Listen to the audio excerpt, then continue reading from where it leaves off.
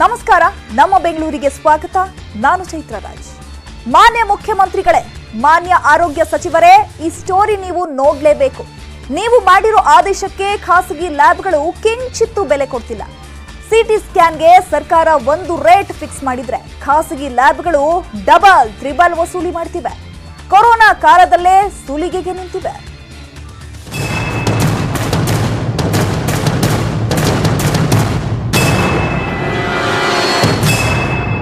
ನಿಗದಿ ಆಗ್ತಿರೋದು ಒಂದ್ರೆ, ಆದ್ರೆ ವಸೂಲಿ ಆಗ್ತಿರೋದು ಡಬಲ್ ರೇಟ್.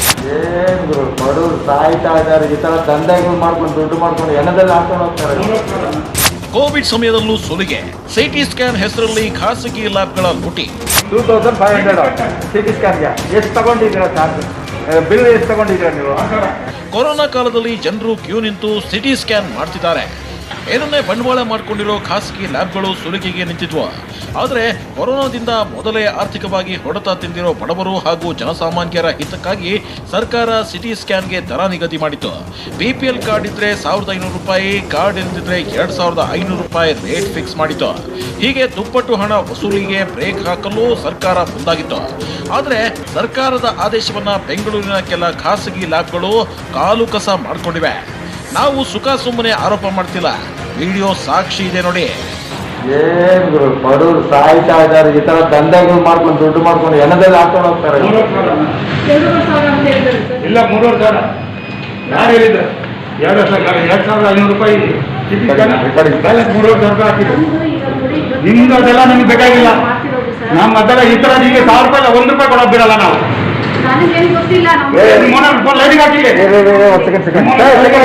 ಎಷ್ಟಮ್ಮ 2500 ಸಿಟಿ ಸ್ಕ್ಯಾನ್ಗೆ ಎಷ್ಟು ತಗೊಂಡಿದ್ದೀರಾ ಚಾರ್ಜ್? ಬಿಲ್ ಎಷ್ಟು ತಗೊಂಡಿದ್ದೀರಾ ನೀವು? ಹೆಂಗ್ ತಗೊಂಡ್ರಿ ನೀವು? ನೋಡಿ ನೋಡಿದ್ರಲ್ಲ, ಇದು ಬೆಂಗಳೂರಿನ KR ಪುರಂನಲ್ಲಿ ವಿಪ್ರಾ ಡಯಾಗ್ನೋಸ್ಟಿಕ್ ನಲ್ಲಿ ನಡೆದ ಘಟನೆ. ಒಬ್ಬರ ಸಿಟಿ ಸ್ಕ್ಯಾನ್ಗೆ ಬರೋಬ್ಬರಿ 6000 ಕೊಡ್ಬೇಕಂತೆ. ಆದ್ರೆ ಸರ್ಕಾರ ನಿಗದಿ ಮಾಡಿರೋದು 2500 ರೂಪಾಯಿ ಅಂತ ವ್ಯಕ್ತಿಯೊಬ್ಬರು ಚೆನ್ನಾಗಿ ತರಾಟೆ ತೆಗೆದುಕೊಂಡ್ರು. ಸಿಟಿ ಸ್ಕ್ಯಾನ್ ಹೆಸರಲ್ಲಿ ಲೂಟಿ ಮಾಡ್ತಿರೋದನ್ನ ಪ್ರಶ್ನಿಸಿ ವಿಡಿಯೋ ಮಾಡಿದ್ದಕ್ಕೆ ತಬ್ಬಿಬಾದ ಲ್ಯಾಬ್ ಸಿಬ್ಬಂದಿ ಕೊನೆಗೆ ದಾರಿ ಬಂದ್ರು. ಕೊನೆಗೆ ವಿಡಿಯೋ ಮಾಡಿದ್ದನ್ನ ನಿಲ್ಲಿಸಿ 2500 ರೂಪಾಯಿ ಅಷ್ಟೇ ಕಟ್ಟಿ ಅಂದ್ರು.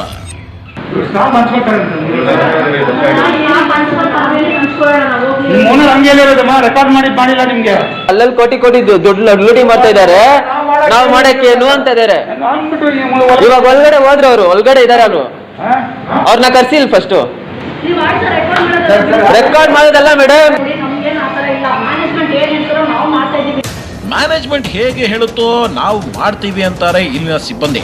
ಹೀಗಾಗಿ ಸಿಟಿ ಸ್ಕ್ಯಾನ್ ನಲ್ಲಿ ಸ್ಕ್ಯಾಮ್ ಮಾಡ್ತಿರೋ ಖಾಸಗಿ ಲ್ಯಾಬ್ಗಳ ಆಟಾಟೋಪಕ್ಕೆ ಸರ್ಕಾರವೇ ಬ್ರೇಕ್ ಹಾಕಬೇಕಿದೆ. ಮಂಜುನಾಥ್, ನ್ಯೂಸ್ 18 ಕನ್ನಡ, ಬೆಂಗಳೂರು. ಲಾಕ್ಡೌನ್ ಜಾರಿಯಾದ ಬಳಿಕ ಜನ ಅಗತ್ಯ ವಸ್ತುಗಳನ್ನ ಖರೀದಿ ಮಾಡೋದೇ ದೊಡ್ಡ ಸಾಹಸವಾಗಿದೆ. ಬೆಳಗಿನ ಸಮಯದಲ್ಲಿ ಜನ ವ್ಯಾಪಾರ ವಹಿವಾಟಿನಲ್ಲಿ ತೊಡಗಿಸಿಕೊಳ್ತಿದ್ದಾರೆ. ಅದರಲ್ಲೂ ಇಂದು ಭಾನುವಾರ ಆಗಿದ್ದು ಮಾರುಕಟ್ಟೆಗಳಲ್ಲಿ ಜನಜಂಗುಳಿ ಹೆಚ್ಚಾಗಿತ್ತು. ಇವತ್ತು ಜನರ ಸಂಚಾರ ಹೇಗಿತ್ತು? ಈ ಸ್ಟೋರಿ ನೋಡಿ.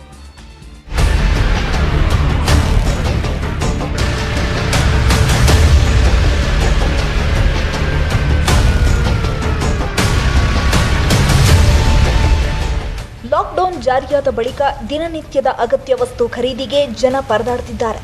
ಬೆಳಗ್ಗೆದ್ದು ಅಂಗಡಿಗಳಿಗೆ ಓಡಾಡ್ತಿದ್ದಾರೆ. ಲಾಕ್ಡೌನ್ ಜಾರಿಯಾದ ಬಳಿಕ ಇಂದು ಮೊದಲ ಭಾನುವಾರ ಆಗಿದ್ದು ಮಾಂಸಾಹಾರಿಗಳು ಅಂಗಡಿಗಳ ಮುಂದೆ ಭಾರಿ ಜನಜಂಗುಳಿ ಸೇರಿತ್ತು. ಮೈಸೂರು ರಸ್ತೆಯ ಚಾಮರಾಜಪೇಟೆ ಬಳಿ ಸುಮಾರು 20ಕ್ಕೂ ಹೆಚ್ಚು ಮಾಂಸದ ಅಂಗಡಿಗಳ ಬಳಿಯೂ ಜನಜಾತ್ರೆ ಸೇರಿತ್ತು. ಲಾಕ್ಡೌನ್ ಸಮಯದಲ್ಲಿ ಮನೆಯಲ್ಲಿ ಇರಬೇಕಾದ ಅನಿವಾರ್ಯತೆ ಎದುರಾಗಿದ್ದು ಸಂಡೇ ಹೊರಗಡೆ ಕೋಲ್ಡ್ ವೆದರ್ ಇರೋದ್ರಿಂದ ಜನ ಚಿಕನ್, ಮಟನ್ ಮತ್ತು ಮೀನು ಖರೀದಿಗೆ ಮುಗಿಬಿದ್ದಿದ್ರು. ನಾನ್ ವೆಜ್ ಅಂಗಡಿಗಳ ಮುಂದೆ ಜನ ಹೆಚ್ಚಾಗಿ ಸೇರಿದ್ರಿಂದ BBMP ಮಾರ್ಷಲ್ಗಳು ಸ್ಥಳದಲ್ಲಿ ಮೊಕ್ಕಾಂ ಹೂಡಿದ್ರು. ಮಾಸ್ಕ್ ಹಾಗೂ ಸಾಮಾಜಿಕ ಅಂತರ ಪಾಲನೆ ಬಗ್ಗೆ ಎಚ್ಚರಿಕೆ ಕೊಡ್ತಿದ್ರು. ಸಾರ್ವಜನಿಕರು ದಯವಿಟ್ಟು ಎಲ್ಲರೂ ಮಾಸ್ಕ್ ಹಾಕೊಳ್ಳಿ, ಸೋಷಿಯಲ್ ಡಿಸ್ಟೆನ್ಸ್ ಮೇಂಟೈನ್ ಮಾಡಿ. ಕಾರಲ್ಲಿ ಓಡಾಡೋರು, ಬೈಕಲ್ಲಿ ಓಡಾಡೋರು ಮಾಸ್ಕ್ ತಗೊಂಡು ಓಡಾಡ್ತಿದ್ದೀರಾ.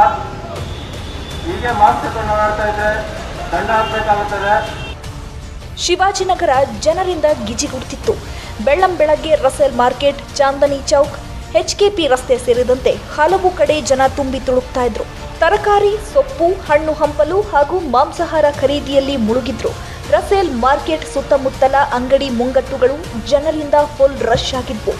ವಾಹನ ದಟ್ಟಣೆ ಹೆಚ್ಚಾಗ್ತಿದ್ದ ಹಾಗೆ ಅಲರ್ಟ್ ಆದ ಪೊಲೀಸರು 10 ಗಂಟೆ ಆಗ್ತಿದ್ದಂತೆ ಅಂಗಡಿ ಮುಚ್ಚುವಂತೆ ತಾಕೀತು ಮಾಡಿದ್ರು. ಅಂಗಡಿಗಳನ್ನ ಮುಚ್ಚಿಸಿ ವಾಹನ ಸಂಚಾರಕ್ಕೆ ಬ್ರೇಕ್ ಹಾಕಿದ್ರು.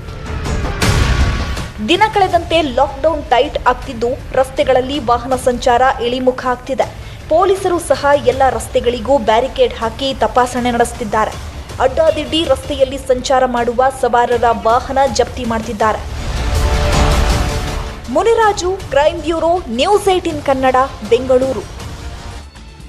ಬೆಂಗಳೂರಿನ ಐಸೋಲೇಷನ್ ಕೇಂದ್ರದಲ್ಲಿ ಕೊರೋನಾ ಸೋಂಕಿತರು ಹಾಗೂ ವೈದ್ಯರು ಭರ್ಜರಿ ಸ್ಟೆಪ್ ಹಾಕಿದ್ದಾರೆ. ಕೊರೋನಾ ಸೋಂಕಿತರು ಆಕಾಶವೇ ಕಳಚಿ ಬಿದ್ದಂತೆ ಚಿಂತೆಯಲ್ಲಿ ತೊಡಗುತ್ತಾರೆ. ಇಲ್ಲೊಂದು ಐಸೋಲೇಷನ್ ಸೆಂಟರ್ನಲ್ಲಿ ಸೋಂಕಿತರು ವೈದ್ಯರಿಗೆ ಸಖತ್ ಸ್ಟೆಪ್ ಹಾಕಿದ್ದಾರೆ. ಇದರ ಕಂಪ್ಲೀಟ್ ಡೀಟೇಲ್ಸ್ ಎಲ್ಲಿದೆ ನೋಡಿ.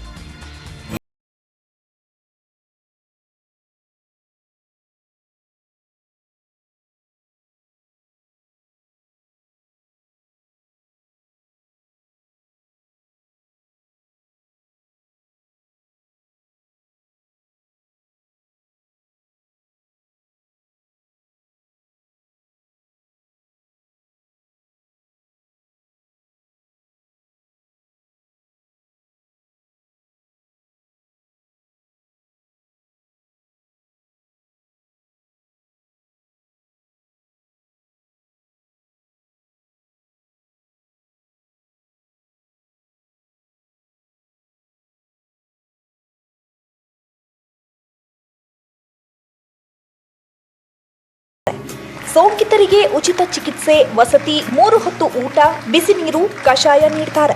ಯೋಗ, ಧ್ಯಾನ, ಆಪ್ತ ಸಲಹೆ ಮೂಲಕ ಧೈರ್ಯ ತುಂಬುವ ಕೆಲಸವನ್ನ ಮಾಡಲಾಗ್ತಿದೆ.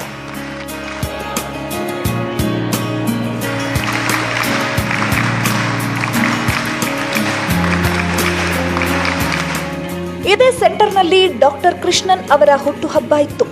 ಐಸೋಲೇಷನ್ನಲ್ಲಿರುವ ಸೋಂಕಿತರು ಡಾಕ್ಟರ್ಗೆ ಸರ್ಪ್ರೈಸ್ ನೀಡಿದ್ರು. PPE ಕಿಟ್ ಧರಿಸಿ ಚಿಕಿತ್ಸೆ ನೀಡಲು ಬಂದ ಕೂಡಲೇ ಎಲ್ಲರೂ ಹಾಡು ಹಾಡುತ್ತಾ ಹುಟ್ಟುಹಬ್ಬದ ಶುಭಾಶಯ ಕೋರಿದ್ರು. ಪುಟ್ಟ ಮಕ್ಕಳಿಂದ ಹಿರಿಯ ಸೋಂಕಿತರೆಲ್ಲರೂ ಸೇರಿ ವಿಶ್ ಮಾಡಿದ್ದನ್ನ ನೋಡಿ ಖುದ್ದು ಡಾಕ್ಟರ್ ಕೃಷ್ಣನ್ ಭಾವುಕರಾದ್ರು.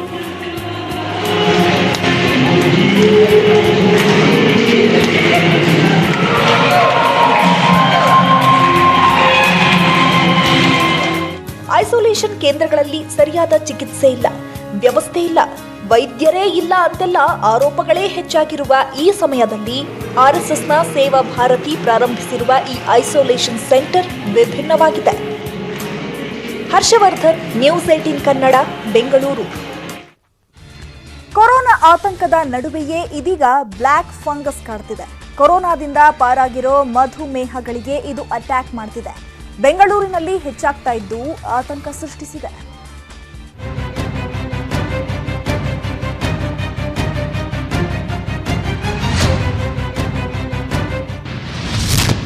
ಕೊರೋನಾ ಬೆನ್ನಲ್ಲೇ ಹೆಚ್ಚಾಗ್ತಿದೆ ಕಪ್ಪು ಶಿಲೀಂಧ್ರ. ರಾಜ್ಯದಲ್ಲಿ ಕೊರೋನಾ ಜೊತೆಗೆ ಮತ್ತೊಂದು ಬಿಗ್ ಶಾಕ್. ಕರ್ನಾಟಕದಲ್ಲಿ ರಣಭೀಕರ ಬ್ಲ್ಯಾಕ್ ಫಂಗಸ್ ಸೋಂಕು ಪತ್ತೆಯಾಗಿದೆ. ಬ್ಲ್ಯಾಕ್ ಫಂಗಸ್ ಲಕ್ಷಣಗಳಿದ್ರೆ ಡೇಂಜರ್. ಈ ಬ್ಲ್ಯಾಕ್ ಫಂಗಸ್ ಮೆದುಳು, ಶ್ವಾಸಕೋಶ, ಚರ್ಮವನ್ನ ಬಾಧಿಸುತ್ತೆ. ಕಿವಿ, ಕಣ್ಣು, ಮೂಗಿನಲ್ಲಿ ರಕ್ತಸ್ರಾವ ಕೂಡ ಆಗಬಹುದು. ಬ್ಲ್ಯಾಕ್ ಫಂಗಸ್ಗೆ ಬೆಂಗಳೂರಲ್ಲಿ 2 ಬಲಿಯಾಗಿದೆ. ವಿಕ್ಟೋರಿಯಾ ಆಸ್ಪತ್ರೆಯಲ್ಲಿ 14 ಮಂದಿಗೆ ಬ್ಲ್ಯಾಕ್ ಫಂಗಸ್ ಕಂಡಿದೆ. 5 ವಿಕ್ಟೋರಿಯಾ ಆಸ್ಪತ್ರೆಯಲ್ಲೇ ಚಿಕಿತ್ಸೆ ನೀಡುತ್ತಿದ್ದು, ಉಳಿದ 7 ಮಂದಿಗೆ ಬೇರೆ ಬೇರೆ ಆಸ್ಪತ್ರೆಯಲ್ಲಿ ಚಿಕಿತ್ಸೆ ನೀಡಲಾಗ್ತಿದೆ. ಅಧಿಕೃತವಾಗಿ ನಿಖರವಾಗಿ ಇವತ್ತು ಹೇಳೋದು ಕಷ್ಟ ಆಗುತ್ತೆ. ಯಾಕೆಂದರೆ ಕೆಲವರು ಖಾಸಗಿ ನೇತ್ರ ತಜ್ಞರ ಹತ್ರನೂ ಹೋಗ್ತಾರೆ, ಕೆಲವರು ನಮ್ಮ ಸರ್ಕಾರಿ. ಇದಕ್ಕೇನೆ ನಾನಿವತ್ತು ಒಂದು ಕಮಿಟಿಯನ್ನು ಫಾರ್ಮ್ ಮಾಡ್ತಾ ಇದ್ದೀನಿ. ಅಂದಹಾಗೆ ಬ್ಲ್ಯಾಕ್ ಫಂಗಸ್ಗೆ ಔಷಧಿ ಕೊರತೆ ಇದೆ. ಹಾಗಾಗಿ ರಾಜ್ಯ ಸರ್ಕಾರ ಅಲರ್ಟ್ ಆಗಿದೆ. 20,000 ಡೋಸ್ಗಳಿಗೆ ನಾವು ಈಗಾಗಲೇ ಕೇಂದ್ರ ಸರ್ಕಾರಕ್ಕೆ ಮನವಿ ಮಾಡಿದ್ದೀವಿ. ಈಗಾಗಲೇ ತಮಗೆ ಗೊತ್ತಿದೆ ಆಂಫೋಟೆರಿಸಿನ್ B ಏನು ಔಷಧಿ ಇದೆ. ಇದಕ್ಕೆ ಸ್ವಲ್ಪ ತುಟ್ಟಿ ಇದೆ. ಇದು ಒಬ್ಬ ವ್ಯಕ್ತಿಗೆ ಇದು ಸಂಪೂರ್ಣವಾಗಿ ಗುಣಮುಖರಾಗಬೇಕು ಅಂತಂದರೆ ಸತತ 7 ವಾರಗಳ ಚಿಕಿತ್ಸೆ ಅವಶ್ಯಕತೆ ಇದೆ. ಬಹುಶಃ 2 ರಿಂದ 3 ಲಕ್ಷ ಒಬ್ಬ ವ್ಯಕ್ತಿಗೆ ತಗುಲುವಂಥ ವೆಚ್ಚ ಇದು. ನಾನು ಮಾನ್ಯ ಮುಖ್ಯಮಂತ್ರಿಗಳ ಜೊತೆ ಚರ್ಚೆ ಮಾಡ್ತೇನೆ ಇವತ್ತು. ಇದನ್ನು ಉಚಿತವಾಗಿ ಕೊಡಬೇಕು ಅನ್ನುವಂಥ ಸಲಹೆಯನ್ನು ಕೂಡ ನಾನು ಕೊಡೋನಿದ್ದೇನೆ. ಈ ಮಧ್ಯೆ ಬೆಂಗಳೂರಿನ ರೋಗಿಗಳಿಗೆ ಬೌರಿಂಗ್ ಆಸ್ಪತ್ರೆಯಲ್ಲಿ ಚಿಕಿತ್ಸೆ ನೀಡಲು ವ್ಯವಸ್ಥೆ ಮಾಡಲಾಗಿದ್ದು ಸತತ 7 ವಾರಗಳ ಚಿಕಿತ್ಸೆ ಅವಶ್ಯಕತೆ ಇದೆ. ಕೋಲಾರದಲ್ಲಿ ಬ್ಲ್ಯಾಕ್ ಫಂಗಸ್ ಕಾಟ ಹೆಚ್ಚಾಗ್ತಿದೆ. ಕೊರೋನಾದಿಂದ ಚೇತರಿಸಿಕೊಂಡ 3 ವಾರಗಳ ಬಳಿಕ 12 ಮಂದಿಗೆ ಬ್ಲ್ಯಾಕ್ ಫಂಗಸ್ ಕಾಣಿಸಿಕೊಂಡಿದೆ. 4 ಚಿಕಿತ್ಸೆ ನೀಡಲಾಗ್ತಿದೆ. ಇನ್ನುಳಿದ 5 ನಾಪತ್ತೆಯಾಗಿದ್ದಾರೆ. ಕೊರೋನಾ ಮಧ್ಯೆ ಬ್ಲ್ಯಾಕ್ ಫಂಗಸ್ ಭೀತಿ ರಾಜ್ಯಕ್ಕೆ ಕಾಲಿಟ್ಟಿದೆ. ಯಾವುದಕ್ಕೂ ಹುಷಾರಾಗಿರಿ. Bureau report, news 18 Kannada. ಸರ್ಕಾರದ ನಿರ್ಬಂಧ ಹೆಸರಿನ ಲಾಕ್ಡೌನ್ ಶುರುವಾದ ಬಳಿಕ ನಿರ್ಗತಿಕರು, ಬಡವರು ಊಟಕ್ಕಾಗಿ ಪರದಾಡುವಂತಾಗಿದೆ. ಈ ನಡುವೆ ಅನೇಕ ಜನರು ಊಟ ಹಂಚುವ ಕಾರ್ಯದಲ್ಲಿ ತೊಡಗಿಕೊಂಡಿದ್ದಾರೆ. ಆದರೆ ಇಲ್ಲೊಂದು ಟೀಮ್ ಸದ್ದಿಲ್ಲದೆ ಪ್ರತಿನಿತ್ಯ 500 ಆಹಾರ ಪೊಟ್ಟಣ ಹಂಚುವ ಕೆಲಸ ಮಾಡ್ತಿದೆ. ಅಷ್ಟೇ ಅಲ್ಲದೆ ಇವತ್ತು ಭಾನುವಾರ ಆಗಿರೋದ್ರಿಂದ ಬಿರಿಯಾನಿ ಹಂಚಿಕೆ ಮಾಡಿದೆ.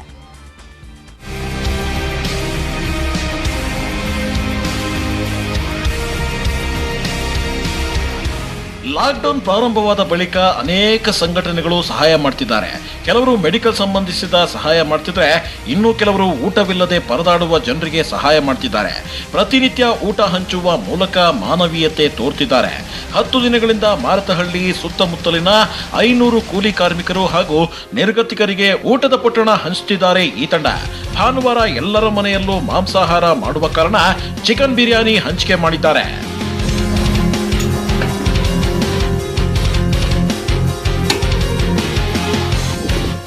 ಮಾರತಹಳ್ಳಿಯ ಸ್ಪೆಷಲ್ ಬೈಕ್ ರೈಡರ್ಸ್ ಟೀಮ್ ಈ ಕೆಲಸ ಮಾಡ್ತಿದ್ದು, ತಂಡದ ಸದಸ್ಯ ದಿಲೀಪ್ ಸೇರಿದಂತೆ 4-5 ಮಂದಿ ಯುವತಿಯರು ಮಧ್ಯಾಹ್ನದ ಸಮಯದಲ್ಲಿ ಊಟ ಹಂಚುವ ಕೆಲಸ ಮಾಡ್ತಿದ್ದಾರೆ. ಹೋಟೆಲ್ನಲ್ಲಿ ಇವರೇ ಊಟ ತಯಾರಿಸಿ ಕೂಲಿ ಕಾರ್ಮಿಕರು ಇರುವ ಸ್ಥಳಗಳಿಗೆ ಕೊಟ್ಟು ಬರ್ತಿದ್ದಾರೆ. ಅಷ್ಟೇ ಅಲ್ಲದೆ ಆಂಬ್ಯುಲೆನ್ಸ್ ಚಾಲಕರು, ಕ್ರಿಮೇಷನ್ ಸೆಂಟರ್ ಸಿಬ್ಬಂದಿ ಹಾಗೂ ವಲಸೆ ಕಾರ್ಮಿಕರಿಗೆ ಊಟ ಕೊಡ್ತಿದ್ದಾರೆ.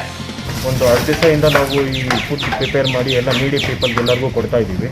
ಇದೇ ಥರ ಇನ್ನೂ ಲಾಕ್ಡೌನ್ ಕಂಟಿನ್ಯೂ ಆಯಿತು ಅಂದರೆ ನಾವು ಇದೇ ಥರ ಪ್ರಿಪೇರ್ ಮಾಡಿ ಎಲ್ಲ ನೀಡಿ ಪೀಪಲ್ಗೆ ಯಾರ್ಯಾರು ಇದ್ದಾರೆ, ಒಂದು ಆ್ಯಂಬುಲೆನ್ಸ್ ಅವ್ರಿಗಾಗಲಿ ಇಲ್ಲ ನಮ್ಮ ಕ್ರಿಮೇಷನ್ ಮಾಡೋವ್ರಿಗಾಗಲಿ ಎಲ್ಲರಿಗೂ ನಾವು ಇವತ್ತು ಊಟವನ್ನು ಕೊಡ್ತಾ ಇದ್ದೀವಿ. ಇವರು ಊಟ ಕೊಡೋದಷ್ಟೇ ಮಾಡ್ತಿಲ್ಲ, ಕೊರೋನಾ ಸಂಕಷ್ಟದ ಸಮಯದಲ್ಲಿ ಉಳ್ಳವರು ಸಹಾಯ ಮಾಡಿ ಅಂತ ಮನವಿ ಮಾಡಿಕೊಂಡಿದ್ದಾರೆ. ಸಾಕಷ್ಟು ಮಂದಿ ಊಟವಿಲ್ಲದೆ ಪರದಾಡುವ ಪರಿಸ್ಥಿತಿ ನಿರ್ಮಾಣ ಆಗಿದೆ. ಈ ಸಮಯದಲ್ಲಿ ಯಾರಾದರೂ ಊಟ ನೀಡಿದ್ರೆ ಒಳ್ಳೇದು.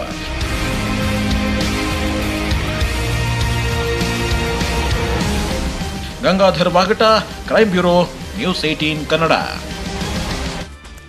ಇಂದು ರಾಜ್ಯದಲ್ಲಿ 31,531 ಕೊರೋನಾ ಕೇಸ್ ಪತ್ತೆಯಾಗಿದೆ. ರಾಜ್ಯದಲ್ಲಿ ಕೊರೋನಾ ಪ್ರಕರಣಗಳಲ್ಲಿ ಇಳಿಕೆ ಕಂಡಿದ್ದು 24 ಗಂಟೆಯಲ್ಲಿ ರಾಜ್ಯದಲ್ಲಿ 403 ಮಂದಿ ಸಾವನ್ನಪ್ಪಿದ್ದಾರೆ. ಇಂದು ಬೆಂಗಳೂರಲ್ಲಿ 8,344 ಹೊಸ ಕೇಸ್ ಪತ್ತೆಯಾಗಿದ್ದು, ಬೆಂಗಳೂರಲ್ಲಿ ಇಂದು 143 ಮಂದಿ ಸಾವನ್ನಪ್ಪಿದ್ದಾರೆ. ಇಂದು ರಾಜ್ಯದಲ್ಲಿ 36,475 ಮಂದಿ ಆಸ್ಪತ್ರೆಯಿಂದ ಡಿಸ್ಚಾರ್ಜ್ ಆಗಿದ್ದಾರೆ. ಇನ್ನು ಬಳ್ಳಾರಿಯಲ್ಲಿ 1,729, ಬೆಳಗಾವಿಯಲ್ಲಿ 1,762, ಬೆಂಗಳೂರು ಗ್ರಾಮಾಂತರ 1,082, ದಾವಣಗೆರೆಯಲ್ಲಿ 1,155, ದಕ್ಷಿಣ ಕನ್ನಡದಲ್ಲಿ 957, ಧಾರವಾಡದಲ್ಲಿ 937, ಹಾಸನದಲ್ಲಿ 1,182, ಮಂಡ್ಯದಲ್ಲಿ 709, ಮೈಸೂರಿನಲ್ಲಿ 1,811, ತುಮಕೂರಲ್ಲಿ 2,138, ಉತ್ತರ ಕನ್ನಡದಲ್ಲಿ 1,087 ಹಾಗೆ ಉಡುಪಿಯಲ್ಲಿ 745 ಕೇಸುಗಳು ಪತ್ತೆಯಾಗಿದೆ.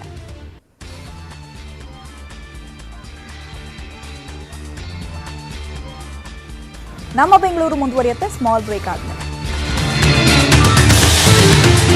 ಇನ್ಸ್ಪೆಕ್ಟರ್ ಕೆಪಿ ಸತ್ಯನಾರಾಯಣ ಅವರು ಸಿಬ್ಬಂದಿಗೆ ಹೂ ಹಾಕಿ ಸ್ವಾಗತ ಮಾಡಿದ್ದಾರೆ. ಠಾಣೆಯ 5 ಜನ ಸಿಬ್ಬಂದಿಗೆ ಕೊರೋನಾ ಸೋಂಕು ವಕ್ಕರಿಸಿತ್ತು. ಕೊರೋನಾ ಮಹಾಮಾರಿಯಿಂದ ಗುಣಮುಖರಾದ ಬಳಿಕ ಠಾಣೆಗೆ ಆಗಮಿಸಿದ ವೇಳೆ ಪೊಲೀಸರಿಗೆ ಹೂ ಹಾಕಿ ಸ್ವಾಗತ ಮಾಡಿದ್ದಾರೆ.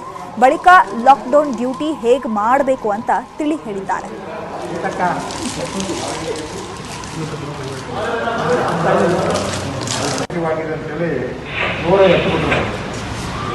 ಅಂದರೆ ಆ ಪರಿಸ್ಥಿತಿ ಆ ಟೈಮಲ್ಲಿ ಏನೋ ನಾವು ಬದುಕ್ತಿರೋ ಇಲ್ಲ ಅನ್ನೋ ಹತ್ರ ಭಾವನೆ ಬರ್ತೀವಿ. ಹಾಗಾಗಿ ನೀವೆಲ್ಲ ಆಲ್ ಅಚೀವರ್ಸ್ ಅಂತ ನನ್ನ ಅಭಿಪ್ರಾಯ. ಪಾಸಿಟಿವ್ ಆಗಿ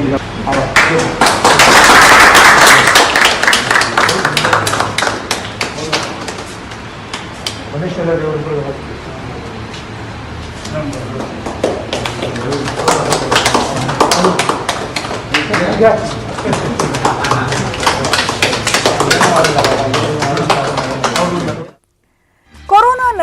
ಸೈಬರ್ ಖದೀಮರ ಖತರ್ನಾಕ್ ಕೆಲಸ ಜೋರಾಗಿದೆ. ರೆಮ್ಡೆಸಿವಿರ್ ಇಂಜೆಕ್ಷನ್ ಕೊರತೆಯನ್ನೇ ಎನ್ಕ್ಯಾಶ್ ಮಾಡಿಕೊಂಡ ಸೈಬರ್ ಕ್ರಿಮಿನಲ್ಸ್ ವಾಟ್ಸ್ಆಪ್ ಮೂಲಕ ರೆಮ್ಡೆಸಿವಿರ್ ಅವಶ್ಯಕತೆ ಇರೋರ ನಂಬರ್ಗಳಿಗೆ ಇಂಜೆಕ್ಷನ್ ಇರೋದಾಗಿ ಮೆಸೇಜ್ ಮಾಡ್ತಾರೆ. ಅಡ್ವಾನ್ಸ್ ಹಣ ನೀಡಿದ್ರೆ ಇಂಜೆಕ್ಷನ್ ಕೊಡೋದಾಗಿ ಮೆಸೇಜ್ ಮಾಡಿ ದೋಖಾ ಮಾಡ್ತಾರೆ. ಖದೀಮರ ಮಾತನ್ನ ನಂಬಿ ಹಣ ವರ್ಗಾವಣೆ ಮಾಡಿದವರಿಗೆ ವಂಚನೆ ಮಾಡೋದೇ ಇವರ ಕಾಯಕ. ಹಣ ಹಾಕಿ ವಂಚನೆಗೊಳಗಾದವರು ಬೆಂಗಳೂರು ನಗರ ಪೊಲೀಸರಿಗೆ ಟ್ವೀಟ್ ಮೂಲಕ ಮಾಹಿತಿ ನೀಡಿ ದೂರು ಸಲ್ಲಿಸಿದ್ದಾರೆ. ಸಾಮಾಜಿಕ ಜಾಲತಾಣಗಳ ಹರಿದಾಡುವ ಮೆಸೇಜ್ಗಳ ಬಗ್ಗೆ ಎಚ್ಚರ ವಹಿಸಿ ಜಾಗ್ರತೆ ವಹಿಸುವಂತೆ ಪೊಲೀಸರು ಮನವಿ ಮಾಡಿದ್ದಾರೆ.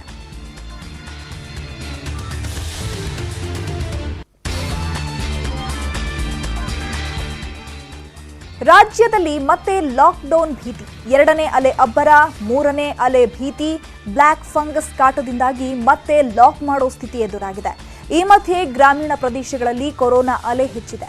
ಹೀಗಾಗಿ ಪ್ರತ್ಯೇಕ ಗೈಡ್ ಲೈನ್ಸ್ ಹೊರಡಿಸಿದೆ ಸರ್ಕಾರ. ಲಾಕ್ಡೌನ್ ವಿಸ್ತರಣೆ ಆಗುತ್ತಾ ಇಲ್ವಾ? ಕಂಟ್ರೋಲ್ಗೆ ಲಾಕ್ಡೌನ್ ಫೇಸ್. ರಾಜ್ಯದಲ್ಲಿ ಲಾಕ್ಡೌನ್ ಮಾಡಿದ ಮೇಲೂ ಕೊರೋನಾ ಕಂಟ್ರೋಲ್ ಆಗ್ತಾನೆ ಇಲ್ಲ. ದಿನೇ ದಿನೇ ಕೇಸ್ 40,000 ಆಸುಪಾಸಿನಲ್ಲೇ ಇದೆ. ಹೀಗಾಗಿ ರಾಜ್ಯದಲ್ಲಿ ಮತ್ತೆ ಲಾಕ್ಡೌನ್ ವಿಸ್ತರಣೆ ಆಗೋದು ಪಕ್ಕ. ಲಾಕ್ ವಿಸ್ತರಣೆ ಬಗ್ಗೆ ಸರ್ಕಾರ ಮಟ್ಟದಲ್ಲಿ ಚರ್ಚೆ ನಡೆದಿದೆ. ಮತ್ತೊಂದು ವಾರ ವಿಸ್ತರಣೆ ಮಾಡಿದ್ರೆ ಒಳ್ಳೆಯದು ಎಂಬ ಅಭಿಪ್ರಾಯಕ್ಕೆ ಬಂದಿದೆ ಸರ್ಕಾರ. ನಾಳೆ ಡಿಸಿಗಳ ಸಭೆ, ನಾಡಿದ್ದು ಪ್ರಧಾನಿ ಮೋದಿ ಜೊತೆಗಿನ ಸಭೆ. ಅವೆಲ್ಲ ಆದ್ಮೇಲೆ ಬುಧವಾರ ಅಥವಾ ಗುರುವಾರ ಸಂಪುಟ ಸಭೆ ನಡೆಸಿದ ಬಳಿಕ ಸರ್ಕಾರದಿಂದ ಅಧಿಕೃತ ಘೋಷಣೆ ಆಗಲಿದೆ. ಲಾಕ್ಡೌನ್ ವಿಸ್ತರಣೆ ಮಾಡಿದ್ರೆ ಪ್ಯಾಕೇಜ್ ಸಹ ಘೋಷಣೆ ಮಾಡುವ ಸಾಧ್ಯತೆಗಳಿವೆ. ಸೂಪರ್ ಸ್ಪ್ರೆಡರ್ಗಳಾದ ಹಳ್ಳಿಗಳಿಗಾಗಿ ಪ್ರತ್ಯೇಕ ಗೈಡ್ಲೈನ್ಸ್. ಈ ಮಧ್ಯೆ ಗ್ರಾಮೀಣ ಪ್ರದೇಶಗಳಿಗೆ ಪ್ರತ್ಯೇಕ ಗೈಡ್ಲೈನ್ಸ್ ಹೊರಡಿಸಿದೆ ಕೇಂದ್ರ ಸರ್ಕಾರ. ಪ್ರಾಥಮಿಕ ಸಂಪರ್ಕಿತರಿಗೂ ಇನ್ನೂ ಕ್ವಾರಂಟೈನ್ ಇರಲಿದೆ. ರೋಗ ಲಕ್ಷಣ ರಹಿತ ಸೋಂಕಿತರನ್ನ ಆಸ್ಪತ್ರೆಗೆ ಶಿಫ್ಟ್ ಮಾಡಲ್ಲ, ಮನೆಯಲ್ಲೇ ಚಿಕಿತ್ಸೆ ನೀಡಲಾಗುವುದು. ಹಾಗೆ ಹೋಮ್ ಐಸೋಲೇಷನ್ನಲ್ಲಿದ್ದವರಿಗೆ ಕಿಟ್ನಂತ ಹೆಲ್ತ್ ಕೇರ್ ಸೌಲಭ್ಯ ಸಿಗಲಿದೆ. ಹೋಮ್ ಐಸೋಲೇಷನ್ನಲ್ಲಿರೋರ ಮೇಲೆ ಆಶಾ, ಅಂಗನವಾಡಿ ಕಾರ್ಯಕರ್ತೆಯರು ನಿಗಾ ಇಡಲಿದ್ದಾರೆ.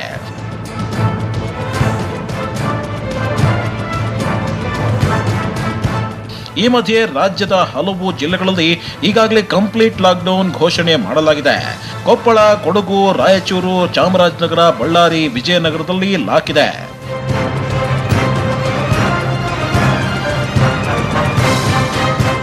ಆದರೂ ಕೊಪ್ಪಳ ಹಾಗೂ ರಾಯಚೂರಿನಲ್ಲಿ ಜನ ಮಾತ್ರ ಗುಂಪು ಸೇರೋದನ್ನ ನಿಲ್ಲಿಸಿಲ್ಲ. ಹಾಗೆ ಬೀದಿಗೆ ಬಂದವರಿಗೆ ಬಿಸಿ ಮುಟ್ಟಿಸಿದ್ದಾರೆ ಪೊಲೀಸರು. Bureau report, news 18 Kannada. ಕರ್ನಾಟಕದಲ್ಲಿ ಇನ್ನೂ 4 ದಿನಗಳ ಕಾಲ ಭಾರೀ ಮಳೆಯಾಗಲಿದೆ ಅಂತ ಹವಾಮಾನ ಇಲಾಖೆ ಮುನ್ನೆಚ್ಚರಿಕೆ ಕೊಟ್ಟಿದೆ. ಮೇ 20ರವರೆಗೂ ರಾಜ್ಯದ ಹಲವೆಡೆ ಭಾರೀ ಮಳೆಯಾಗಲಿದೆಯಂತೆ. ಇಂದು ಉಡುಪಿ ಜಿಲ್ಲೆಯ ಬೈಂದೂರು ತಾಲೂಕಿನ ಕೊಲ್ಲೂರಿನಲ್ಲಿ ಅತಿ ಹೆಚ್ಚು ಮಳೆಯಾಗಿದೆ. ಸರಿಸುಮಾರು 24 ಸೆಂಟಿಮೀಟರ್ನಷ್ಟು ಮಳೆಯಾಗಿದ್ದು, ನಾಡಿದ್ದು ಗುಜರಾತ್ಗೆ ಅಪ್ಪಳಿಸಲಿದೆ. ಹೀಗಾಗಿ 4 ದಿನಗಳ ಕಾಲ ಕರಾವಳಿ ಭಾಗಗಳು ಸೇರಿದಂತೆ ಹಲವು ಜಿಲ್ಲೆಗಳಲ್ಲಿ ಭಾರೀ ಮಳೆಯಾಗಲಿದೆ ಅಂತ ರಾಜ್ಯ ಹವಾಮಾನ ಇಲಾಖೆ ನಿರ್ದೇಶಕ CS ಪಾಟೀಲ್ ಮಾಹಿತಿ ಕೊಟ್ಟಿದ್ದಾರೆ. ಕರ್ನಾಟಕ ರಾಜ್ಯಾದ್ಯಂತ ಮೇ 16ರಿಂದ 20ರವರೆಗೆ ಮಳೆಯಾಗುವ ಸಾಧ್ಯತೆ ಇದೆ. ಆದಾಗ್ಯೂ ಮೇ 17ರಿಂದ ಮಳೆಯ ಪ್ರಮಾಣ ತಗ್ಗುವ ಸಾಧ್ಯತೆ ಇದೆ. ಉತ್ತರ ಕನ್ನಡ, ಉಡುಪಿ, ದಕ್ಷಿಣ ಕನ್ನಡ, ಶಿವಮೊಗ್ಗ, ಚಿಕ್ಕಮಗಳೂರು, ಹಾಸನ, ಕೊಡಗು, ಧಾರವಾಡ, ಬೆಳಗಾವಿ, ಹಾವೇರಿ ಜಿಲ್ಲೆಗಳ ಕೆಲವು ಕಡೆ ಮೇ 16ರಂದು ಭಾರೀ ಹಾಗೂ ಅತಿ ಭಾರೀ ಮಳೆಯಾಗುವ ಸಾಧ್ಯತೆ ಇದ್ದು ಆರೆಂಜ್ ಅಲರ್ಟ್ ಅನ್ನು ಕೊಡಲಾಗಿದೆ. ಆದರೆ ಮೇ 17ರಿಂದ 20ರವರೆಗೆ ಕರಾವಳಿ ಜಿಲ್ಲೆಗಳಾದ ಉತ್ತರ ಕನ್ನಡ, ಉಡುಪಿ ಹಾಗೂ ದಕ್ಷಿಣ ಕನ್ನಡ ಜಿಲ್ಲೆಗಳಲ್ಲಿ ಕೆಲವು ಕಡೆ ಭಾರೀ ಮಳೆಯಾಗುವ ಸಾಧ್ಯತೆ ಇದ್ದು ಮೇ 17ರಿಂದ 20ರವರೆಗೆ ಯೆಲ್ಲೋ ಅಲರ್ಟ್ ಅನ್ನು ಕೊಡಲಾಗಿದೆ. ಕರ್ನಾಟಕ ರಾಜ್ಯ. ಇವಿಷ್ಟು ಈ ಹೊತ್ತಿನ ಪ್ರಮುಖ ಸುದ್ದಿ. ನೋಡ್ತಾ ಇರಿ ನ್ಯೂಸ್ 18 ಕನ್ನಡ. ಜಾಲ ನಮ್ಮದು, ಬಲ ನಿಮ್ಮದು.